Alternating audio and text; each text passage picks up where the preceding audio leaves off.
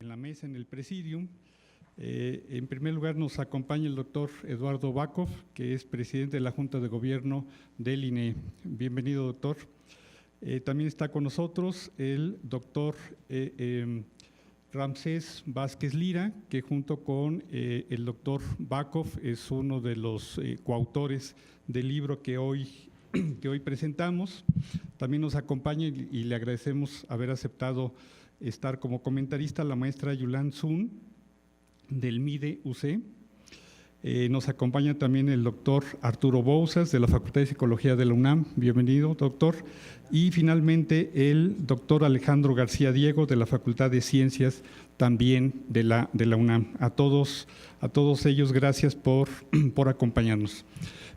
Antes de darles la palabra a los miembros del Presidium, comento rápidamente la dinámica. Harán la presentación, por supuesto, el doctor Bakov con un comentario introductorio y luego presentará propiamente el texto con mayor detalle el doctor Ramsés Vázquez Lira y, pues, evidentemente escucharemos luego los tres comentarios previstos. Habrá una sesión de preguntas. Para ello les distribuirán papeletas que luego pues les agradeceremos que por medio de las compañeras que van a estar a los costados de este auditorio nos las hagan llegar al frente. Bien, sin más preámbulo, me gustaría ceder la palabra al consejero presidente, el doctor Eduardo Bakov, para que nos dirija un mensaje inicial. Gracias, José Luis. Pues muy breve, porque la idea es oír a quienes van a participar en esta mesa pública. Primero, pues agradecerle a Yulan Sun. Yulan viene de la hermana República de Chile, ya tiene aquí un tiempo con nosotros, es una consejera técnica muy querida de todos nosotros, pero además es una especialista en materia de evaluación y de medición en Chile, que tiene un gran avance en ello. Igualmente Alejandro García Diego, que recientemente lo conocí y pensé que era una muy buena idea que alguien con formación de matemáticas, propiamente dicho, nos diera sus reflexiones sobre un tema que seguramente debe haber sido nuevo para él. Le agradecemos mucho de la facultad que haya venido. A Arturo Bouzas, que pues ustedes ya lo conocen, es parte del mobiliario de esta institución, trabajó con nosotros, él es por segunda ocasión que nos ha ido acompañando, aunque él no es coautor en este trabajo, pero él ha venido acompañándonos en todo esto. Y por supuesto a Ramsés Vázquez y a todos los que que hicieron posible esto, que en este caso está José Luis Baroja, Glenda Patricia Guevara y Yareli Morán, que nos ayudaron en hacer este trabajo.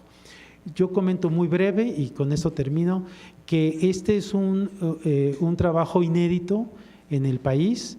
Ustedes conocen que los estudios de PISA y de la OCDE son estudios, de PISA y de TALIS son estudios de la OCDE, que tienen lógicas completamente diferentes, pero de alguna manera complementarias. Ya lo va a explicar Ramsés en este sentido. Y la unión de las bases de datos de estos grandes estudios hicieron posible que nosotros sacáramos un informe de México. Ahí en este estudio participan 8 países, entre los cuales está México, pero nosotros enfocamos nuestra atención en lo que sucede en México. Y hay un estudio internacional que se los mencionará seguramente Ramsés, en donde se comparan los 8 países, digamos, de manera más general, ¿no? Entonces, siendo inéditos, vuelvo a repetir, nunca habíamos hecho ese trabajo, nos costó 2 años hacerlo, porque no sabíamos en realidad bien ni la propia OCDE cómo le iba a entrar al trabajo, pero en el transcurso pues aprendimos muchas cosas. Entonces, nuevamente mi agradecimiento a todo el auditorio que nos acompaña y espero que esta sesión sea de interés y sea como una experiencia de aprendizaje para todos ustedes. Gracias. Muchas gracias, doctor Backhoff. Y ahora le voy a ceder la palabra al doctor Ramsés Vázquez Lira, quien es subdirector de Integración y Análisis de Información en este mismo instituto. Por favor.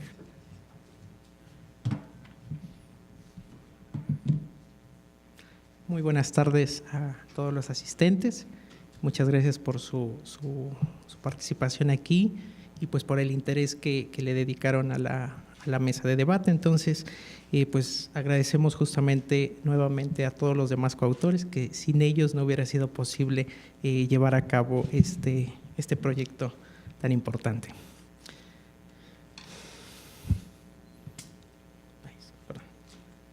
Muy bien.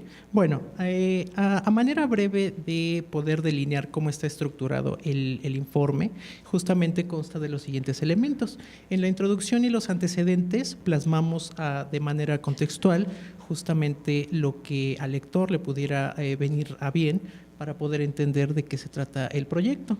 Para el capítulo 1 delineamos características del estudio TALIS-PISA en México, en donde, adicional de las escalas que se utilizaron, las características muy particulares del estudio, se proponen modelos de regresión que vinculan, bueno, más adelante notarán los análisis, el trabajo. Para el capítulo 2, características de escuelas, directores, docentes y alumnos, generamos una investigación que fue convergente con lo que propiamente ya había analizado la OCDE en su informe internacional. Para el capítulo 3, que son las estrategias para la enseñanza de las matemáticas, tenemos justamente la prevalencia del uso de 3 estrategias de enseñanza muy comunes, justamente que en el país y en los 8 países participantes pues, se utilizan. Finalmente, para el capítulo 4, se utilizó una técnica de análisis multivariados en donde se caracterizó la distribución de los grupos de escuelas, docentes y alumnos mediante una técnica pues, que poco se emplea, pero que consideramos nosotros se debería de tener más en boga. Finalmente colocamos las conclusiones y las referencias bibliográficas, como al igual que los anexos, para que el lector justamente revise las escalas particulares que se trabajaron, por si a alguno le interesa continuar con esta línea de investigación.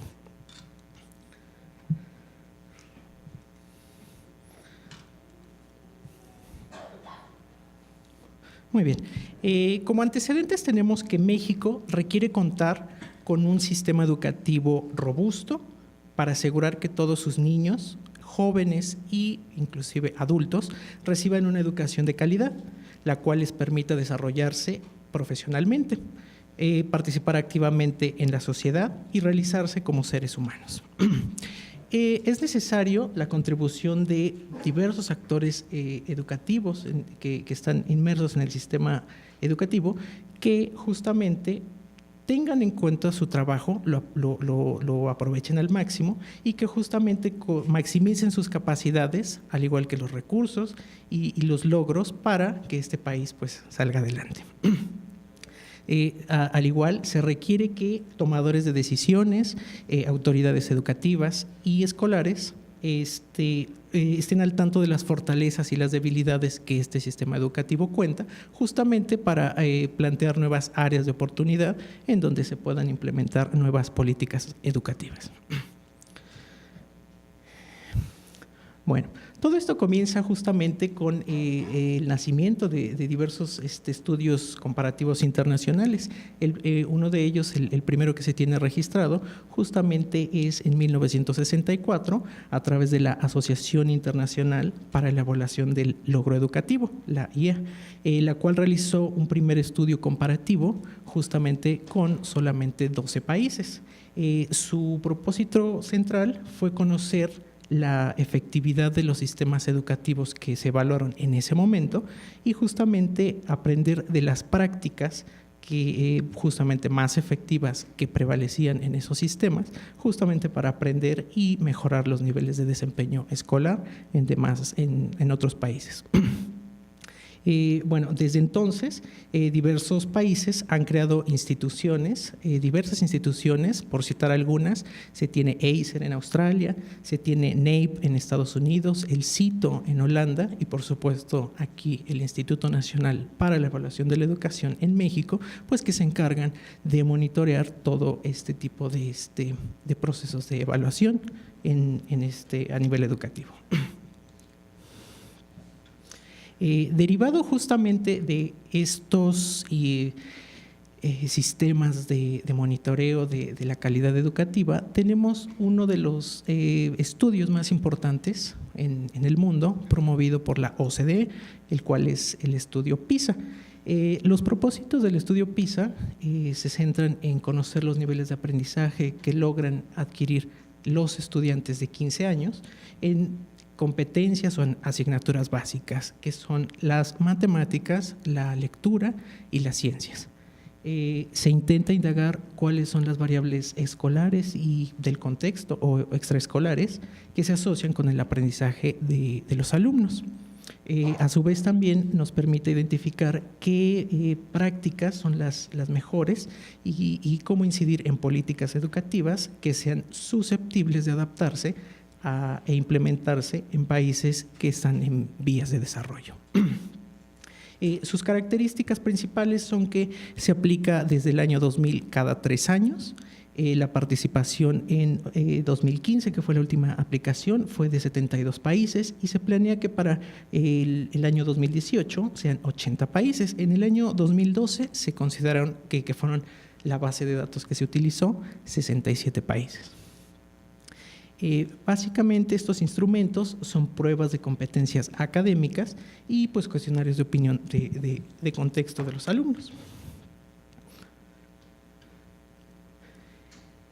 Por su parte, el estudio TALIS pretende conocer las opiniones, las percepciones y las creencias de los docentes y directores de nivel secundaria sobre diversos aspectos de su actividad profesional. Conocer las actividades que estos actores educativos realizan en funciones docentes y directivas, sus prácticas pedagógicas y el ambiente de aprendizaje escolar. Esto nos permite valorar las condiciones que favorecen el aprendizaje de los estudiantes. A diferencia de PISA, la periodicidad es de cada 5 años. En 2013, que fue parte de la base de datos que utilizamos, fueron 33 países, pero para 2018 se tiene considerado una muestra de 47 países. A su vez, bueno, los instrumentos en general pues son cuestionarios o encuestas de opinión hacia directores y docentes. Muy bien. Bueno, entonces la idea justamente del estudio TALIS PISA, en el mundo académico lo denominan Link TALIS PISA, pero a nosotros no nos encanta ese término. Entonces el estudio TALIS PISA se compone justamente de una submuestra de alumnos que en 2012 justamente se vinculó con una muestra de profesores y de directores en 2013 y que justamente se tiene información a nivel de escuelas, de directores, de docentes y de estudiantes. Como bien el doctor Bakov nos comentaba previamente, se cuenta con un informe internacional, el cual se centró de manera principal en las prácticas de enseñanza que prevalecían en los 8 países participantes de este estudio Link TALIS PISA. Entonces nosotros no solamente replicamos esos análisis, sino que más bien fuimos justamente a un nivel más fino a hacer proponer diversos modelos que vinculen variables de escuela, de docentes, de directores, con el logro de los estudiantes. Entonces, eso justamente es lo que denominamos el informe nacional. Entonces, bueno, con esta opción pretendemos comprender en mayor profundidad la variación de las respuestas que dan los profesores con respecto a sus actitudes, a sus prácticas educativas y cómo lo vinculamos con el logro de los estudiantes. Otro objetivo de este estudio fue intentar transparentar el desempeño de nuestro sistema educativo y el de obtener mayores elementos para su mejora. Entonces, justamente este no es una auditoría a nuestro sistema educativo, sino más bien una oportunidad de ver en dónde podemos mejorar. Muy bien. Entonces, continuamos con las características de las escuelas, de directores, docentes y estudiantes, que es justamente lo que se plasma en nuestro capítulo 1. Muy bien. De manera general, la muestra está conformada por 152 escuelas, que a su vez tenemos información de los mismos directores, y a pesar de que la muestra de docentes es más grande, para los análisis que nosotros realizamos, solamente se consideraron algunos profesores que eran profesores de matemáticas. El objetivo que nosotros intentábamos en este estudio era vincular estas variables de escuelas, directores y docentes con el logro justamente de los alumnos en matemáticas solamente. Entonces, una opción pudo haber sido también vincularlos a nivel lectura o inclusive ciencias, pero por el momento solamente contamos con esta información. Por su parte, la información que se cuenta son de más o menos 3,000 estudiantes, y justamente en la parte de abajo, en esta tabla, se observa el tipo de ítems que se analizaron. Entonces se encuentra que, por ejemplo, para directores y para escuelas se tienen escalas o inclusive variables que están en formato Likert o intervalares, que se les hizo una transformación psicométrica apropiada, y evidentemente para estudiantes se contó principalmente con los valores plausibles, que es el nivel de logro que tienen los estudiantes en matemáticas. Para más detallitos, bueno, ahorita se los comparto. Bueno, aquí hay un ejemplo de cómo la escala, por ejemplo, falta de recursos materiales en la escuela fue conformada. Entonces, si se puede observar, la pregunta está ahí presente. ¿Alguno de los siguientes problemas afecta actualmente la capacidad de esta escuela para proporcionar enseñanza de calidad? Están las opciones de respuesta y justamente las 5 preguntas que conformaron la escala. Entonces, lo que nosotros nos dimos a la tarea, al igual que otros compañeros del instituto que nos apoyaron, fue justamente transformar estas preguntas que estaban inicialmente en una escala tipo Likert y justamente hacerle la transformación psicométrica aplicada para transformarlo a una escala intervalar, ¿vale? Bueno, entonces comenzamos a observar resultados. Aquí se observa justamente las medianas y los rangos intercuartilares de algunas escalas que se trabajaron a nivel de docentes. Entonces, lo importante de esta figura es que a pesar de que todas las escalas que se trabajaron están en una escala estandarizada, en este caso, si no mal recuerdo, de una media de 12, se observa variabilidad justamente en cada una de las subescalas que la componen. Entonces, podemos observar que la segunda escala, que es uso de creencias constructivistas en el aula, justamente tiene un mayor valor, indicando que los profesores reportan que ellos implementan técnicas constructivistas, a diferencia, por ejemplo, de otras estrategias pedagógicas que están situadas de este lado, en donde es menor la proporción que se tiene.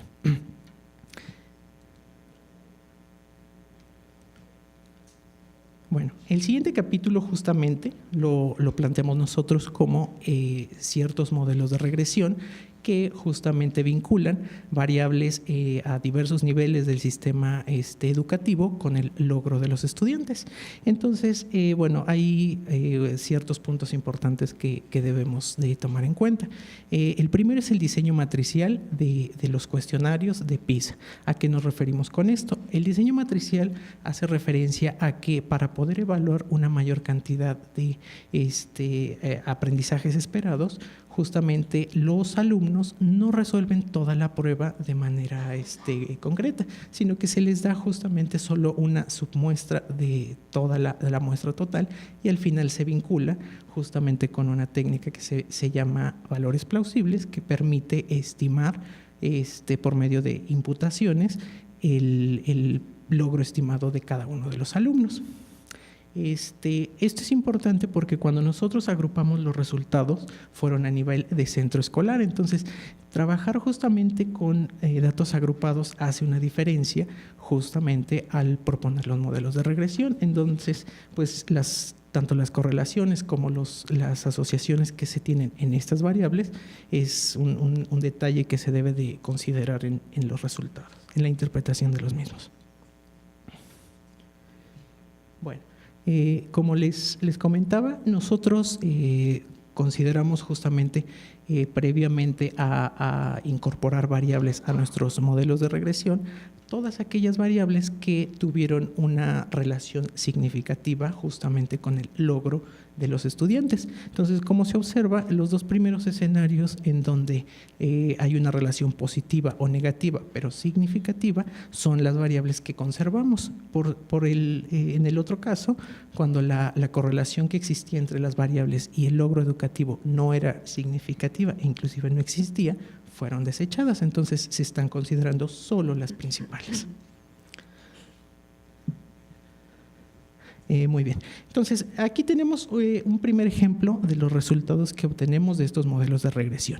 Este primer modelo de regresión justamente vincula variables y escalas a nivel escuela y director con el logro de los aprendizajes de los alumnos. Entonces, se observa justamente que de las primeras variables que tienen mayor peso en este modelo, se encuentra, por ejemplo, la autonomía de la escuela justamente para políticas de instrucción. De hecho, es la variable que más pesa y que justamente explica la mayor cantidad de varianza. Por el otro lado, por ejemplo, la siguiente variable, respeto mutuo en la escuela, tiene un efecto negativo y es la siguiente variable. En estos momentos suena un tanto paradójico pensar que a mayor respeto existe menor logro educativo, pero justamente este es un área de oportunidad, como nosotros lo vemos, justamente para revisar cómo se le está preguntando a los profesores, qué están entendiendo inclusive de la pregunta y justamente cómo podemos relacionar ciertas variables o escalas que en un principio no son tan intuitivas. Bueno, aquí tenemos otro ejemplo a nivel de docentes y logro educativo de estudiantes. Tenemos que la primera variable que explica este modelo justamente es la necesidad de desarrollo profesional en materias y en docencia. Siguen la misma lógica todos los modelos siguientes. Por ejemplo, tenemos características de estudiantes, justamente variables de estudiantes y justo su logro, su aprendizaje. Entonces, se observa justamente que, perdón, se desfasó, era esta. Aquí nos llama mucho la atención una variable que siempre estuvo presente en todos los análisis y que ahorita notarán por qué, el estatus ocupacional de las madres.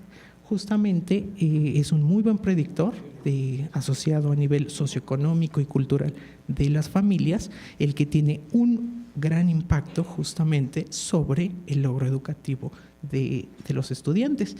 Curiosamente, hay otras variables importantes, por ejemplo, la ansiedad matemática, que es la siguiente variable con sentido negativo, que disminuye el logro en los estudiantes. Entonces, ¿cómo lo interpretamos? Que a mayor ansiedad que tengan los estudiantes, menor es el logro que tienen los mismos.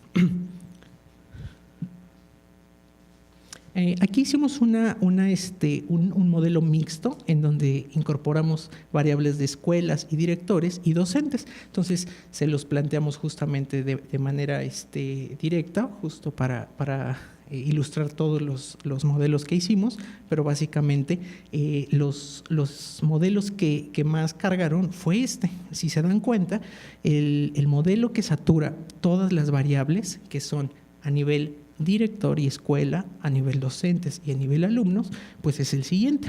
Entonces, si ustedes notan, se conserva el estatus ocupacional de las madres. De hecho, llamémoslo así, nunca se dejó fuera, porque fue justamente la variable que más varianza explicó, la que más se relacionó con el logro educativo y que siempre estuvo presente. La otra justamente que se conserva es la ansiedad matemática, que también es muy interesante. Y aquí está justamente una lámina que resume este modelo saturado. 10 variables explicaron aproximadamente el 73% de la varianza de los resultados del logro en matemáticas, de las cuales 9 variables son a nivel alumno y una variable a nivel escuela. Entonces, esto justamente hace mucho sentido porque si intentamos explicar una variable a nivel estudiante, pues imagínense que las variables que mejor lo explican justamente están a nivel estudiante y se conserva aquí, ¿no? Es importante que resaltar el estatus ocupacional de las madres, siempre estuvo presente, pero nunca dejando fuera, por ejemplo, la ansiedad matemática, que también está a nivel alumno, las estrategias de solución de problemas de manera sistémica o la ética de trabajo matemático. Este capítulo, como les comentábamos, intentábamos justamente nosotros tener más información acerca de los análisis que había hecho la OCDE, y esto propiamente es básicamente en donde se centraron los análisis de prevalencia de estrategias de enseñanza en el informe internacional. Entonces, pues es evidente que existe un gran consenso en la literatura en donde el docente es un componente importantísimo en el proceso educativo. Entonces, una cantidad importante de sistemas educativos, los docentes reportan el uso de estrategias constructivistas o con orientación constructivista sobre métodos, por ejemplo, más tradicionales como aquellos que se denominan instrucción dirigida. Entonces, esto llamaba mucho nuestra atención si realmente México se comportaba de esta manera. Entonces, en este capítulo, el propósito central fue investigar la prevalencia de estas 3 estrategias de enseñanza de las matemáticas.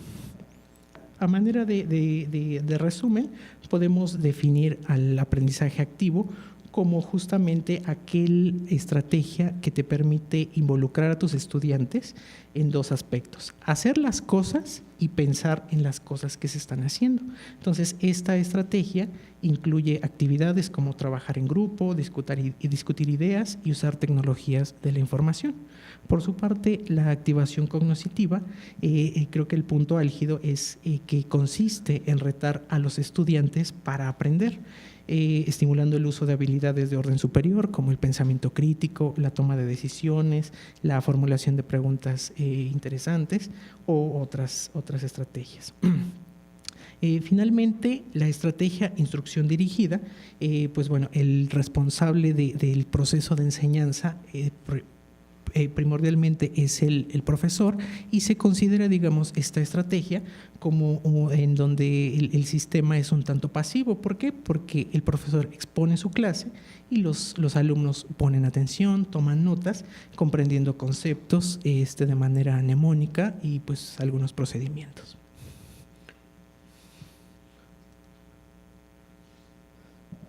Muy bien. Entonces, a continuación les presentamos justamente esta figura que relaciona el uso de la estrategia aprendizaje activo para enseñar las matemáticas en estos 8 países que participaron en el proyecto TALIS PISA. Entonces, se observa, como ustedes podrán bien notar, que México reportan los profesores de matemáticas que evaluamos, justamente que ellos consideran que utilizan esta estrategia en gran medida. Curiosamente, a diferencia, por ejemplo, de Finlandia, en donde los profesores dicen, pues saben que esta estrategia sencillamente yo no la utilizo tanto.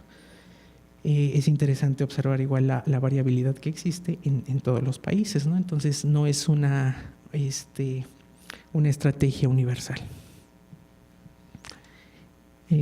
Bueno, aquí la correlación intraclase de estas estrategias de enseñanza y el efecto sobre matemáticas lo que nos indica es cuál es el porcentaje de varianza que explican cada una de estas estrategias justamente cuando se vinculan con el logro de los estudiantes en PISA.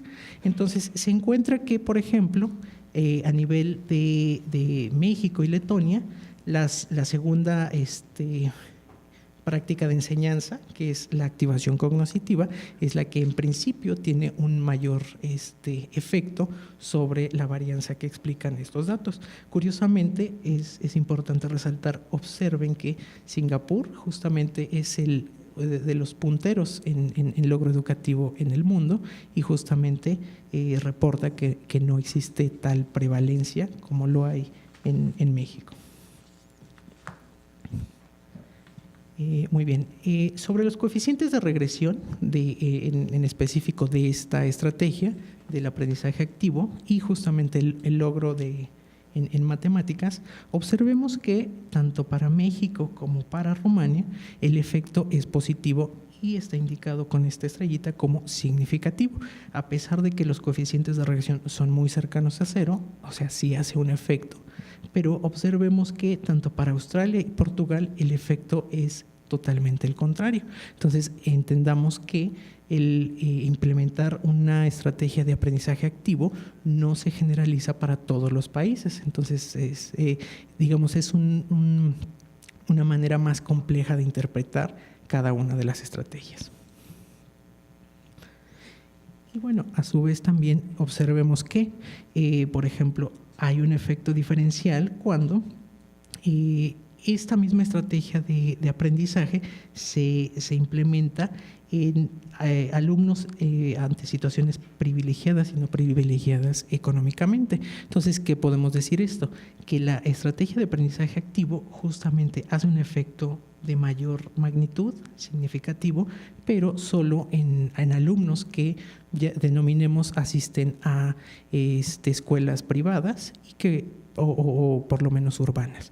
Cosa que no pasa curiosamente ni en Australia ni en Finlandia, en donde también son negativos los efectos, independiente de si son privilegiados o no privilegiados.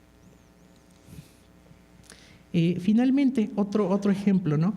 El efecto que tiene esta misma estrategia de enseñanza, aprendizaje activo, sobre la ansiedad de los estudiantes y el efecto que tiene en el logro de los estudiantes. Entonces, observemos que en México, curiosamente, existe un efecto negativo, la ansiedad que genera esta estrategia de enseñanza, y tiene un efecto que es relativamente grande en comparación, por ejemplo, con Singapur. ¿Cómo interpretamos esto? Que en Singapur a los alumnos les viene bien que los presionen en términos de que los reten con esta estrategia de enseñanza y tiene un efecto positivo sobre sus puntajes de logro educativo, cosa que no pasa en México. Muy bien, a manera de síntesis, pues bueno, es todo lo que he estado comentándoles. Lo que podemos resaltar es que la estrategia más utilizada entre los 8 países es la activación cognitiva, por eso nos centramos en esta estrategia, para no abrumarlos con tantos datos. Pero obviamente en el libro que les hicieron favor de compartir, pues están todas las otras estrategias en las cuales en algunos resultados no fueron significativos, pero es importante tomarlos en cuenta. ¿Qué proponemos? Pues bueno, que hay una relación compleja entre las estrategias de enseñanza y el aprendizaje de las matemáticas, entonces no es un efecto que sea universal y que tenga un mismo sentido en todos los casos. Bueno, el efecto más interesante es aquí, ¿no? La relación entre el aprendizaje activo y la ansiedad matemática. En unos casos, en nuestro caso, disminuye los puntajes de logro y en el otro caso los catapulta.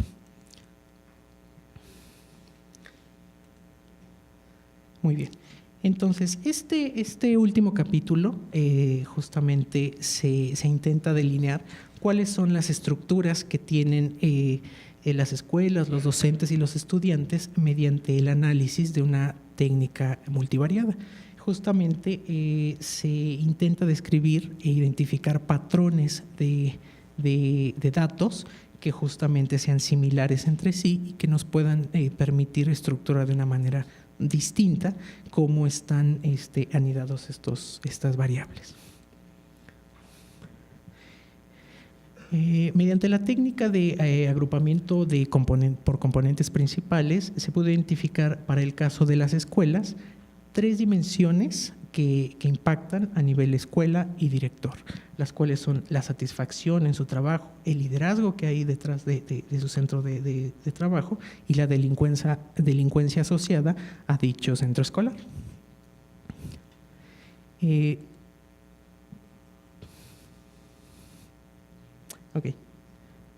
Posteriormente, mediante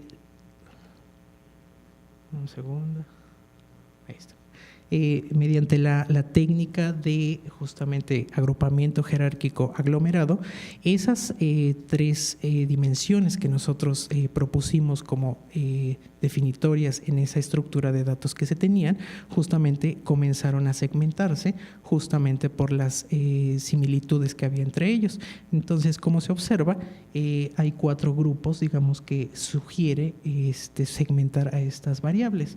Entonces, aquí se tienen los resultados. El resultado justamente del primer grupo, que es el 21% aproximadamente de la muestra, nos indica que se caracterizan esas escuelas y esos directores por un alto liderazgo justamente en su centro educativo. El grupo 2 nosotros lo consideramos como el grupo promedio porque obtuvo puntuaciones en todas las escalas promedio, tiene puntuaciones altas y bajas, pero el grupo 3 se caracteriza por una satisfacción en su centro de trabajo muy baja y finalmente el grupo 4 por una alta delincuencia asociada en su centro escolar. Por parte de docentes encontramos no solamente 3 dimensiones, fueron una más, 4: necesidades, cooperación, satisfacción y autoeficacia a nivel docente. Siguiendo la misma lógica, se encontraron los siguientes patrones. Esos son un poquito, cada vez se van haciendo un poco más complejos, pero bueno, resaltaremos lo más importante. El primer grupo, que es el casi 42% de los docentes, se caracterizó por tener puntuaciones muy promedio en todo, puntuaciones altas y bajas en las 4 dimensiones. Por su parte, el grupo 2 nosotros lo consideramos que tenía una baja cooperación justamente en su centro de trabajo, una satisfacción baja, pero una autoeficacia alta. Por ejemplo, esta otra, el grupo 3, tiene una alta cooperación, es lo que más lo caracteriza, y el grupo 4 es muy evidente que tiene una satisfacción y una cooperación muy baja. Ahí evidentemente lo que se esboza es que para las dimensiones de los alumnos se tienen justamente cuatro dimensiones importantes. Entonces es muy importante que mencione estas porque, como recuerdan, las variables que más pesaron justamente estaban a nivel alumno. Entonces, dentro de todas ellas agrupamos a las prácticas pedagógicas que implementan en su centro educativo, las oportunidades de aprendizaje que tienen los alumnos, el logro académico como está asociado y la ansiedad matemática. Entonces son variables muy importantes y recuerden que, por ejemplo, ansiedad matemática siempre estuvo presente en los modelos de regresión. Siguiente. Entonces, brevemente, el grupo 1, si se observa, tiene altos niveles de oportunidades de aprendizaje, pero en las demás escalas se tienen puntuaciones promedio.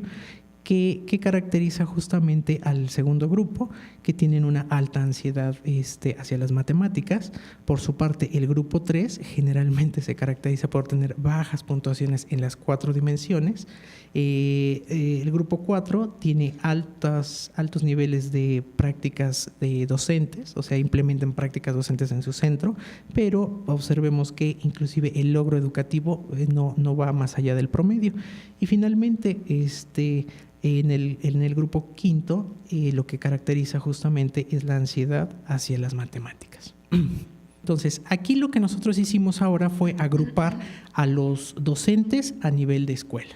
Entonces, lo que se observa justamente es un patrón sistemático en donde todos los docentes se distribuyen en principio de manera muy similar en todas las escuelas. Entonces, observemos que los docentes del grupo 1, el nivel el porcentaje de distribución en cada una de las escuelas es casi el mismo. Lo igual ocurre para los docentes del grupo 2 y del grupo 3.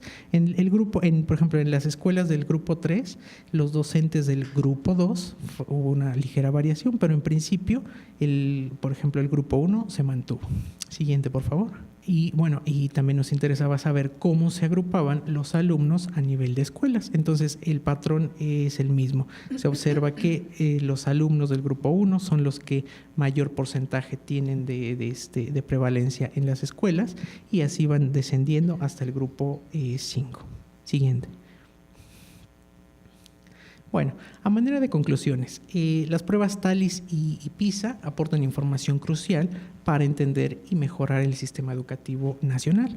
Sin embargo, el diseño de la aplicación de estas pruebas dificulta a veces cuantificar directamente la relación entre la práctica docente y el rendimiento escolar. Este trabajo propone una serie de técnicas y análisis que buscan aprovechar al máximo la información contenida en ambas pruebas y entender una relación entre ellas. Por ejemplo, los análisis de regresión nos indican que si bien las variables que describen al alumno explican en gran medida los resultados del logro en matemáticas, algunas variables de docentes y de directores también pueden explicar un cierto porcentaje de varianza importante sobre la misma variable, que es logro educativo. Por su parte, las estrategias de enseñanza también influyen en el logro escolar, particularmente en un grupo específico de estudiantes. A esto me refiero a los alumnos en situaciones privilegiadas. Es posible agrupar a directores, docentes y alumnos en función de las variables que miden las pruebas, aunque la relación entre dichos grupos todavía no es clara y de existir parece ser muy sutil, ¿no? Entonces no es un efecto muy robusto. Siguiente. Los resultados del trabajo permiten identificar algunas tendencias específicas que idealmente podrían informar a la creación de nuevas políticas públicas, y pues bueno, las limitaciones del mismo, siguiente por favor, sugieren correcciones en varios sentidos. La primera es el desfase temporal de la construcción de esta base sintética, en donde justamente PISA operó en 2012 y TALIS en el año 2013. El diseño matricial de los cuestionarios de los alumnos en PISA 2012, no tienen idea cómo a José Luis se le dificultó en primera instancia hacer estos análisis de conglomerados, porque siempre había datos faltantes que se tenían que imputar. Entonces eso fue todo un tema muy importante. Las encuestas, justamente como cierre, están sujetas a dos fenómenos que tienden a sesgar o distorsionar la realidad que se desea modelar. Entonces, uno de ellos son los estilos de respuesta y el otro es la deseabilidad social que permea en diversos sistemas educativos. Y pues por nuestra parte es todo. Muchas gracias.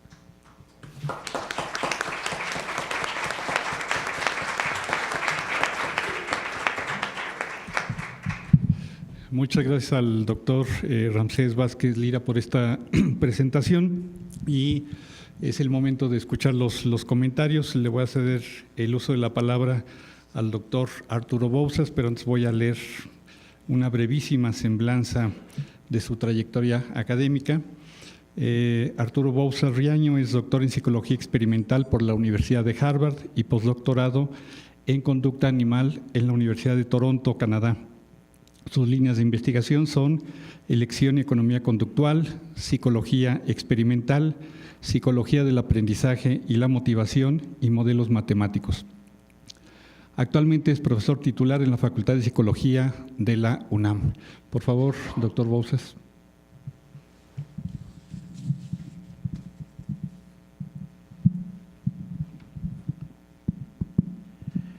Bueno, primero, muchísimas gracias por la invitación y una felicitación por el trabajo. Siempre da gusto que una institución mexicana como esta sea líder en lo que se está haciendo en relación de relacionar las variables de logro con las variables de los profesores. Voy a dividir mis comentarios en tres áreas. Primero voy a tratar de dedicarle unos 5 minutos al problema de cómo medir el papel de las habilidades de los maestros, en el logro educativo. Segundo, voy a hablar muy brevemente sobre las diferencias entre currículum, mecanismos de aprendizaje y entorno de enseñanza, que en mi opinión son cosas que con frecuencia se confunden. Y 3, voy a hablar sobre algunos de los resultados y los problemas metodológicos que yo le veo al estudio, lo cual no demerita en absoluto, desde luego, las conclusiones. Imagínense que ustedes les piden seleccionar o evaluar a un buen jugador de fútbol, a un buen bombero, a un buen médico. Dependiendo de de cuál sea la actividad que les estén preguntando, ustedes tienen dos opciones.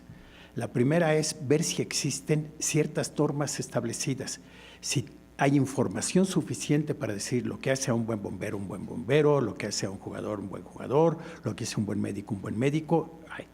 Y cuando ustedes, si existe eso, lo único que tienen que hacer para evaluar el impacto de cada uno de ellos sobre si ganan el partido, etcétera, es ver si se ajusta el comportamiento, las características de la persona a esas normas establecidas para estas tres diferentes actividades. Cuando no se tiene esa norma establecida, ¿sí?, ustedes tenemos que actuar inductivamente, tenemos que buscar cuáles son las características que están asociadas con algo que hace que eso sea un buen ejemplo de esa característica particular. A mí me gusta mucho el deporte, me gusta mucho en particular el fútbol americano. Cuando están seleccionándose a los jugadores que terminan la preparatoria o la universidad para jugar el fútbol profesional, dependiendo de cuál es la posición que van a jugar, hay una serie de pruebas que que tienen que llevar a cabo, y se dice esas pruebas son indicadores de esa ejecución, son indicadores de que van a tener éxito. Pero fíjense que usé la palabra éxito. Al final de cuentas, al dueño del equipo, al coach del equipo, lo que le interesa es ganar partidos. No le interesa qué tanto corre, no le interesa qué tanta fuerza puede ejercer para llevar a alguien hacia atrás. Le interesa esas variables porque están asociadas en su experiencia con la razón por la cual le están pagando como coach del equipo, y es que el equipo gane. Algo que ocurre con frecuencia en el sector educativo, y Talis es un extraordinario ejemplo de ello, ¿sí?, es que en ausencia de normas, lo que hacemos es buscamos estrictamente estudios o hacemos estudios descriptivos que caracterizan en lo general las actividades de los profesores, sin importarnos si esas características tienen algo que ver con la razón de ser de un profesor, y es que quiere que su estudiante aprenda. La primera vez que me invitaron a participar en el proyecto Talis, algo que me sorprendió fue que precisamente todas las 20,000 variables que contenía Talis eran perfecto que estuvieran ahí, algunas no tanto, pero había una que faltaba, y no, la que faltaba era el logro de los estudiantes. Entonces había una descripción exhaustiva de lo que los profesores hacían, decían, pensaban, etcétera, pero no había ninguna relación con el logro educativo. Entonces nosotros pudimos hacer, y creo que ese fue un buen ejemplo por la razón por la cual Talis ahora lo hace así, un estudio donde tratamos en grandes grupos usar algún indicador de logro educativo para ver qué relación tenían las mediciones que se llevaban a cabo de los profesores o de los directores.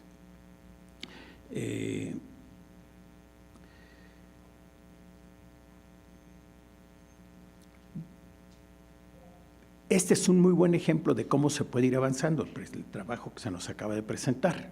Es extraordinario que la OCDE, finalmente algunos países quisieran participar e integrar la relación que hay entre la prueba que mide el logro educativo y el no, esto no es una prueba, es como el cuestionario que se tiene sobre las actividades de los docentes, de los directivos.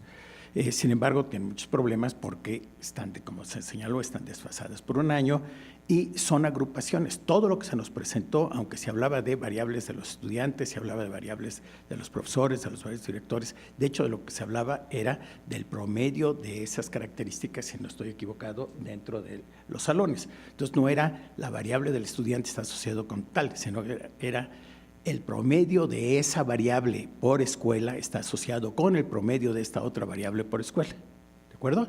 Que hace una diferencia enorme y que habría que sí, ser mucho más precisos en esa indicación. ¿Qué se podría hacer? Si queremos ver el impacto que tienen los profesores, me parece a mí evidente que un instrumento como Talis se queda muy, muy corto. Es mejor que no tenerlo, desde luego. y es mejor tenerlo y usarlo como se está usando aquí que tenerlo y no usarlo. O sea, son obviamente una cierta ventaja, pero de cualquier forma sigue siendo corto y se tienen que hacer otras cosas, que en los 20 minutos que tengo pues no podemos decir cuáles son las otras cosas que se tienen que hacer, pero voy a señalar un poquito al final. Pero sin embargo, si hay, lo primero que queremos, hace rato se decía, es que es evidente que la calidad de los profesores está asociado con el logro educativo. Caramba, pues para nada es evidente, porque no puede ser evidente algo que no puedo medir, que no he medido, que en este caso es la calidad de los profesores, sobre algo que sí he medido, que en este caso es el logro de los estudiantes. Sin embargo, sí hay estudios donde se ha hecho eso, o sea, los que se reportan generalmente no lo hacen correctamente, sí hay estudios donde se reportan eso. Seguramente muchos de ustedes están familiarizados, hay un estudio que para los que no se los recomiendo mucho, hay un economista muy famoso, se llama Chetty, que es profesor en la Universidad de Stanford, y lo que tienen son medidas, lo que hacen son medidas de valor agregado, o sea, ven para el mismo profesor cómo cambian los estudiantes que tienen de un año a otro, ¿sí? Y usando las medidas de valor agregado de los profesores, lo que tomaron fue los datos que existían en los registros del equivalente a las secretarías de educación en Estados Unidos y veían en las escuelas donde había habido un cambio de profesor. Entonces conocían las características de esa escuela y veían cuando un profesor con alto valor agregado entraba a esa escuela y tenían los datos de las pruebas tipo NAEP y otras de cómo le iba a los estudiantes de esa escuela antes de que llegara el profesor que tenía un alto valor agregado y después de que el profesor llegara con un alto valor agregado. Y la diferencia es gigantesca, o sea, es impresionante cómo cambian el logro en las escuelas donde llegó un profesor con alto valor agregado versus un profesor sin alto valor agregado. Como buenos economistas que son, fueron capaces de estimar el ingreso, el incremento en ingreso para cada uno de los estudiantes 20 años después de estar en una escuela donde había llegado un profesor de alto valor agregado versus una escuela en la que no había llegado el profesor de alto ingreso agregado. Es un estudio fabuloso que les recomiendo mucho que lo busquen. La otra es, nosotros queremos medir, nosotros hablamos de las características o lo que hace un buen profesor, como si el entorno donde el profesor se mueve fuese irrelevante, como si hubiese tal cosa como uno nace y uno nace siendo un buen profesor, independientemente de dónde se va a desarrollar. Pues no es así, ¿verdad? Les doy un ejemplo muy sencillo. Si ustedes tienen un sistema educativo de tipo telesecundaria, lo que requieren es un profesor, es el único profesor que está en la telesecundaria, que sus características van a ser totalmente diferentes al profesor que está en una escuela donde tiene salones de clase de 15, 20 estudiantes. Lo que se requiere para poder ser exitoso en la escuela, en la telesecundaria, es muy diferente a lo que se requiere para ser exitoso en esta escuela particular de solamente 15 estudiantes. La otra es, otro punto que quiero señalar, es, que es el segundo tema, es distinguir entre estilo de enseñanza y cómo se enseña, cómo se aprende en matemáticas, cómo se aprende algo. ¿Sí? Y nosotros ponemos correctamente, porque tal es, pues es lo que está midiendo, lo ponemos el énfasis en estilos de enseñanza. Pero estilos de enseñanza es diferente de currículum. ¿Sí? Yo puedo tener el estilo de enseñanza, puede ser totalmente, yo puedo tener un currículum en donde para aprender cierto material asumo que se requiere de otro tipo de material previo y que ese tipo de material se enseña de cierta forma, se puede aprender de cierta forma y eso lo puedo hacer dándole instrucción a alguien, lo puedo hacer pidiéndolo que lo haga él solito, lo puedo hacer de 20,000 otras formas. Entonces, si tengo un currículum que no toma en cuenta cuáles son los mecanismos de aprendizaje que determinan la forma como se aprenden los contenidos, si no tengo eso, difícilmente voy a poder hablar sobre el impacto que tienen las estrategias de enseñanza. Y es un ejemplo de otro de los problemas que ocurre mucho en el sector educativo, que hay un divorcio entre la ciencia básica y las prácticas educativas que se llevan a cabo. Yo veo este libro, busqué las referencias y difícilmente encontré una referencia a cómo se aprenden las matemáticas desde la perspectiva de lo que es psicología experimental o psicología cognitiva. Es totalmente local, no se habla acerca de esto. Y la otra es que las preguntas que se hacen en estos cuestionarios, pues no está claro si son preguntas que se refieren a forma de enseñar, si son preguntas que se refieren al currículum, y que eso nos lleva a dificultades para poder interpretar qué es lo que está pasando. Pero les voy a dar un ejemplo. Uno de los reactivos que vi dice, si el profesor, busqué cuáles eran los reactivos para los diferentes tipos de enseñanza. Yo les decía, dejan tareas, deja que el estudiante haga tarea. Y eso lo llaman aprendizaje instruccional, instrucción directa. Caramba, ¿en qué sentido esa instrucción directa me tiene verdaderamente? A mí simplemente no lo entendería. Porque yo le dejo a alguien, por ejemplo, puede ser un maestro que digo, dejo que los estudiantes aprendan por sí solos, vayan ustedes y hagan su tarea. Pues eso es equivalente a decirle, usted vaya y haga su tarea. ¿Sí? Entonces, si uno hace un análisis detallado de cuáles son los reactivos, es preferible hacer eso que seguir el rótulo que se pone, porque el rótulo agrega el impacto de esas preguntas, de esos reactivos. Y yo lo que los invitaría es, cuando traten de hacer conclusiones acerca de los diferentes tipos de enseñanza, vayan a los reactivos y vean a qué se refiere. Y difícilmente se refiere a algo de la forma como el niño aprende, se refiere a las actividades que el profesor lleva a cabo, algunas de las cuales no tienen, en mi opinión, mucho que ver con los nombres que técnicamente se usan en pedagogía para esto.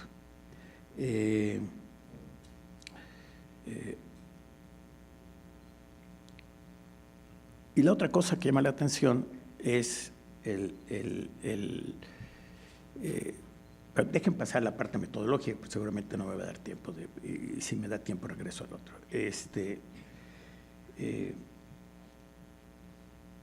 La primera es que evidentemente se requiere datos a nivel individual, no datos a nivel de grupo. Esto no depende del INE, depende de que la OCDE se ponga de acuerdo los dos comités que dirigen cada una de las pruebas y se puede hacer de esa forma, pero a lo mejor el INE puede pensar en hacer algo local, algo nada más para México, ¿sí?, en el cual se pueda tener los datos a nivel de estudiante, relacionado con el profesor que ellos llevaban y no con la característica de la escuela, de los profesores de la escuela donde ellos estaban.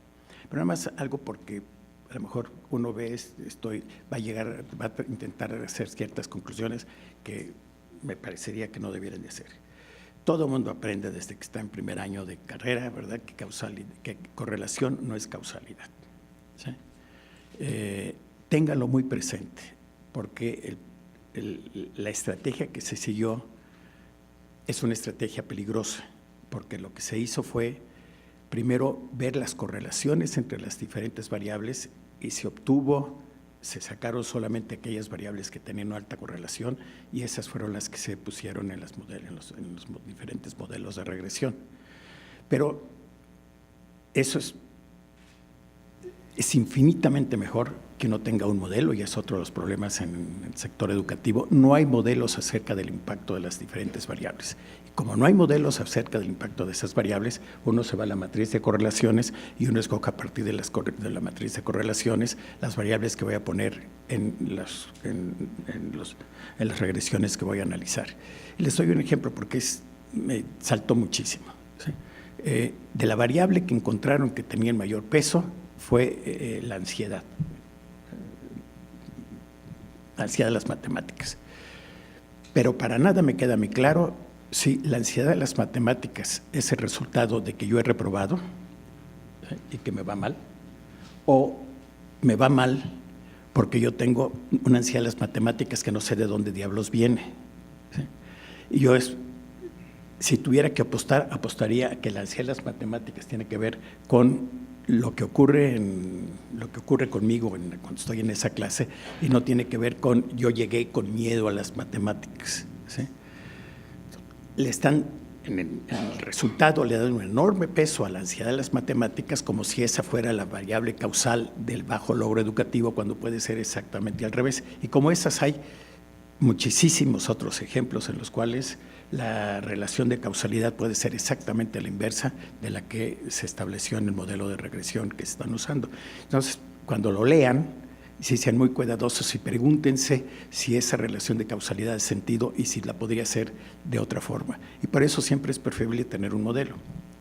La segunda, esto que estoy diciendo quiere decir que no quiero que se interprete como que estoy señalando que no deben de tomar en cuenta, les digo, el resultado. Obviamente es un esfuerzo extraordinario. Estoy simplemente señalando cosas para que sean ustedes cuidadosos a la lectura y que para siguientes esfuerzos quizás se pueda hacer de otra forma.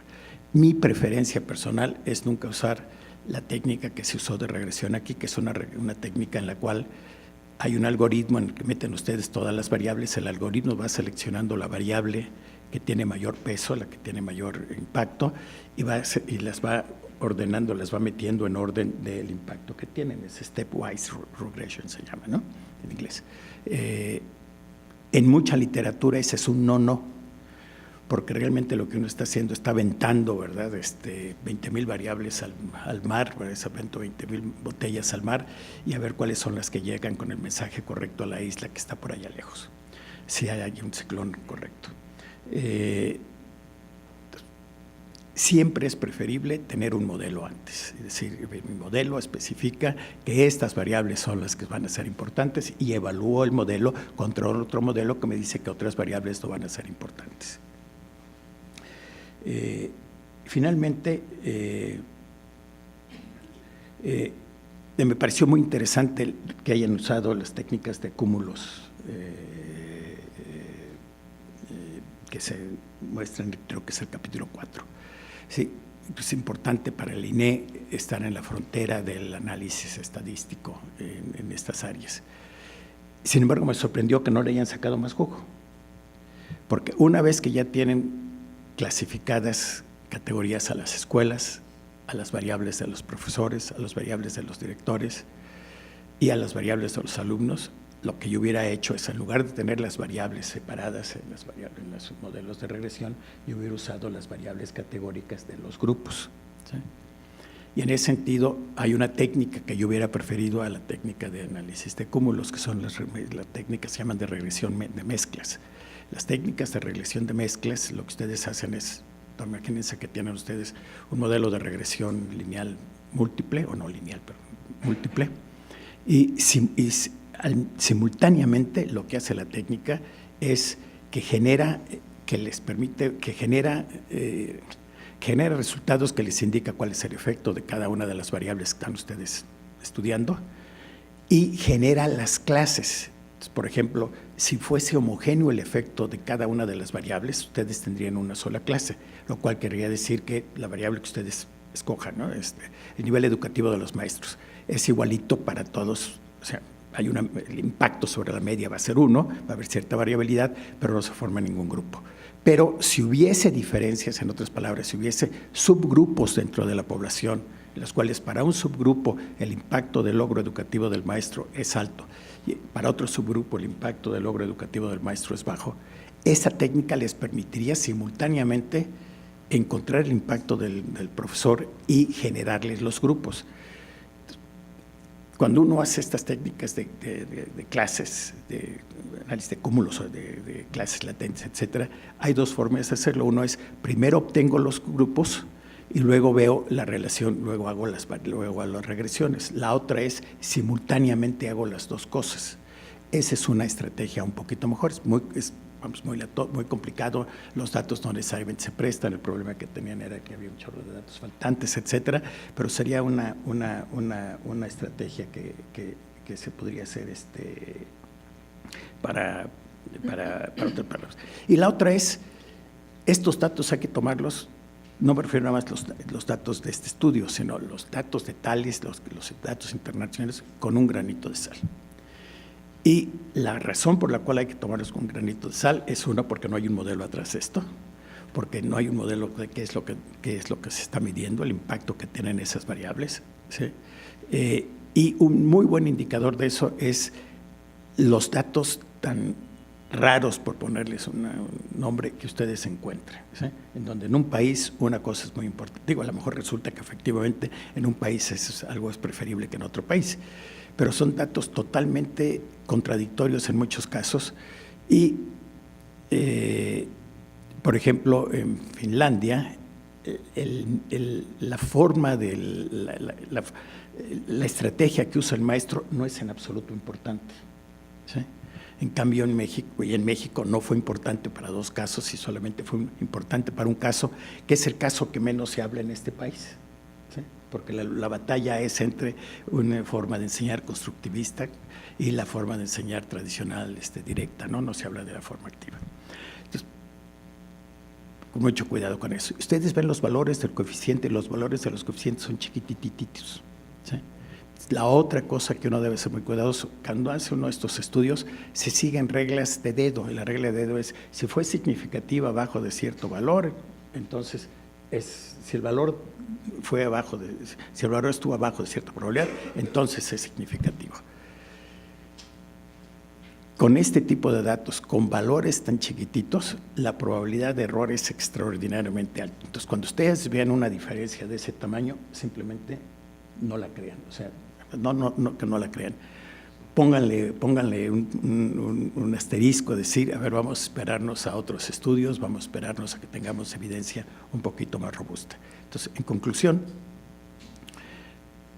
yo creo que es un paso muy importante el que se está dando en el INE, que se dio desde el reporte anterior y en este otro, que lleva algo que nos parece obvio, pero que aparentemente en el sector educativo internacional no es obvio, y es que yo no puedo estudiar algo como es las características de un buen profesor si no tengo un indicador de qué es lo que hace a un buen profesor. Y lo que hace a un buen profesor es el logro educativo de sus estudiantes, y esa es la variable más importante. Lo otro lo tengo que estudiar en relación a cómo afecta eso. Y esto que para nosotros, estoy seguro, nos parece obvio, no era obvio para la OCDE, porque de hecho hicieron 2 evaluaciones totalmente diferentes que no tenían una nada que ver con la otra. Y el que haya sido este país el que haya puesto el ejemplo acerca de la importancia que tiene para evaluar a los profesores, el logro que tienen sus estudiantes, me parece una contribución muy importante. Que se estén introduciendo técnicas que normalmente no se usan, normalmente lo que hace la gente simplemente es usar regresiones, que estén usando técnicas que normalmente se usan, me parece también muy loable, pero una vez que ya dio un salto, es como el salto de altura, ¿verdad? Una vez que uno dio un salto muy importante, hay que ganarle al siguiente, y el siguiente salto debe ser un salto mayor, ¿sí? Y yo creo que van en muy buen camino para dar ese salto. Entonces los felicito por su trabajo.